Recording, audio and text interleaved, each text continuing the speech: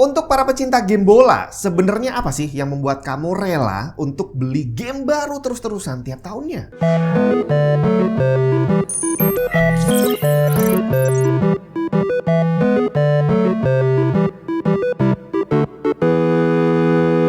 Yang namanya hobi memang nggak bisa dilawan. Dan kalau udah bicara hobi, kayaknya duit berapapun kalau memang harus dibelanjakan, ya udah mau gimana lagi, secara gue suka gitu kan.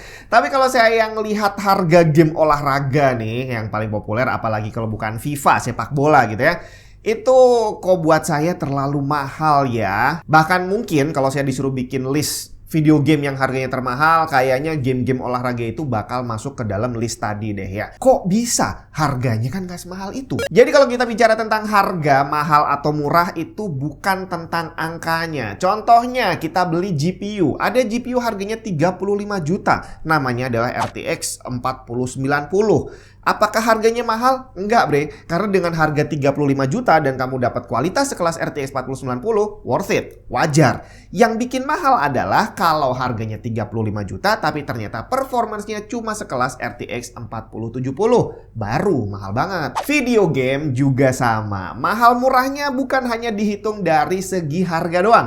Kalau kita bicara hanya harganya, 1 juta sekarang itu adalah harga yang wajar untuk sebuah game AAA. Mau kamu cari judul apapun yang dirilis beberapa tahun terakhir ini, harga 1 juta itu ya boleh dibilang terhitung wajar ya. Dan kita ambil satu contoh aja nih, Red Dead Redemption 2. Saat dia dirilis, anggaplah harga rilisnya 1 juta. Dia memang ada beberapa versi ya, kita anggap aja harga yang akan kita bahas ini adalah yang 1 juta rupiah. Nah, di sini kita perlu lihat nih, gamenya bisa bertahan berapa lama? Artinya dengan uang 1 juta yang sudah kita keluarkan, berapa lama kita akan bisa menikmati gamenya? Jadi Red Dead Redemption 2 ini dirilis tahun 2018, kemudian untuk PC dia dirilisnya 1 tahun kemudian, tahun 2019.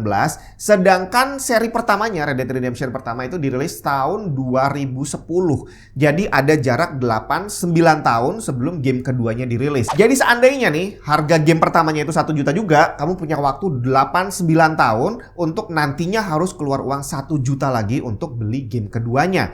Dan hebatnya, di saat game kedua ini rilis, tidak serta-merta membuat game pertamanya terasa obsolete. Justru kebalikannya, di saat orang-orang udah pada mainin Red Dead Redemption 2, tapi mereka ternyata belum ngerasain game pertamanya, justru mereka pengen beli game pertama untuk tahu ceritanya sebenarnya kayak gimana sih. Termasuk saya bre, tahun 2024 ini, saya masih struggling pengen bisa menyelesaikan Red Dead Redemption pertama, 14 tahun setelah dia rilis. Sekarang kita bandingin dengan game sepak bola, FIFA, apalagi kalau bukan FIFA ya.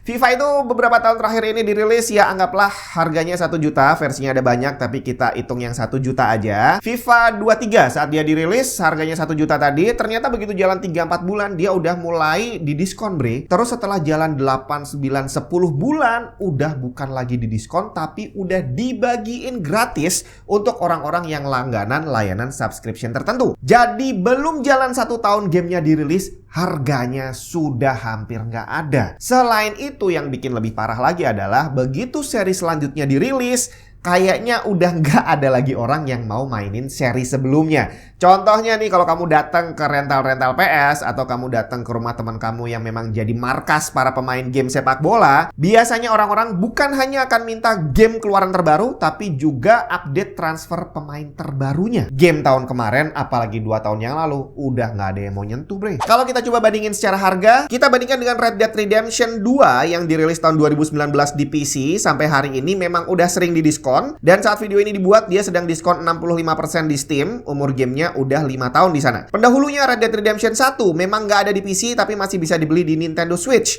Dia masih dijual dengan harga 35 US dollar. Walaupun di Switch dia baru rilis tahun lalu, tapi secara general dia adalah game yang berusia 14 tahun. Sekarang kita bandingin dengan FIFA. Rilisan terakhir yang udah berganti nama jadi EA FC 24 rilis September tahun lalu. Sekarang belum ada setahun dia udah dibagi gratis untuk pelanggan Xbox Game Pass dan juga PS Plus. Terus game lamanya apakah masih ada yang mau beli? Iya nggak tahu sih ya, tapi yang pasti di Steam udah nggak bisa dibeli. FIFA 22 dan FIFA 23 sudah tidak tersedia lagi. Jadi kira-kira apakah worth it beli game dengan harga semahal itu yang 10 bulan kemudian sudah dibagi gratis dan 2 bulan kemudian udah nggak laku lagi dan nggak ada yang mau mainin? Tapi kembali lagi, namanya hobi nggak bisa dilawan. Mau seaneh apapun, mau seenggak masuk akal seperti apapun, ya kalau emang suka ya udah suka aja. Duit sebanyak apapun ya sudah keluar aja. Mungkin itulah sebabnya game-game olahraga bukan hanya sepak bola setiap tahun masih dirilis versi barunya, dan semakin hari kayaknya semakin banyak juga yang main. Soalnya kalau nggak ada yang main ya nggak bakal bisa bertahan sampai sekarang kali ya. Salah satu developer dan publisher yang sampai hari ini masih setia merilis game-game olahraga siapa lagi kalau bukan EA Sports. Tiap tahun mereka merilis game dari banyak cabang olahraga populer. Sepak bola jelas, football, basketball, baseball, ice hoki, golf,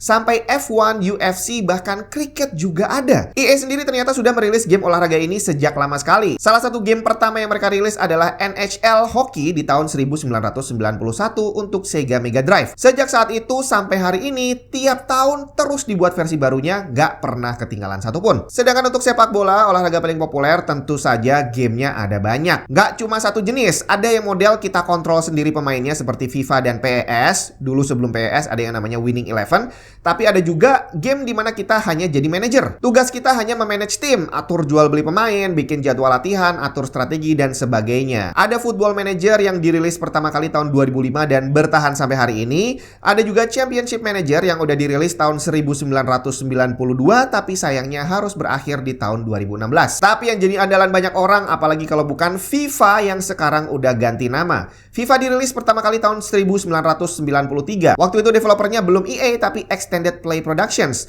Baru di tahun 1997 diambil alih sama EA Sports. Dari sejak awal rilis hampir sama seperti NHL, tiap tahun keluar versi barunya terus. Bahkan ada kalanya dalam satu tahun dirilis beberapa judul, seperti di tahun 2005 ada FIFA Street, FIFA 2006 dan FIFA Street 2. Sampai akhirnya di tahun 2022 adalah terakhir game ini dirilis dengan nama FIFA. Di tahun 2023 namanya ganti menjadi EA Sports FC 24. Alasannya karena deal harga lisensi dengan FIFA nggak goal bre. Tapi karena udah punya nama dan basically game FIFA dari EA ini adalah yang paling tua dan paling dipercaya banyak orang, akhirnya ganti nama nggak ada masalah karena semua orang udah kenal. Dan itulah hebatnya EA, Electronic Arts dengan EA Sports-nya tadi. Dia setiap tahun bukan hanya merilis 1 atau 2 judul game, tapi ada banyak banget game olahraga yang mereka rilis. Bahkan kalau kamu lihat di website EA, judul game olahraganya ada banyak banget. Dan saya nggak nyadar di sini bahwa ternyata game balapan macam Dirt dan Grid itu juga masuk kategori olahraga ternyata. Tapi nama EA tidak seharum dulu. Jadi di luar judul-judul game olahraga tadi,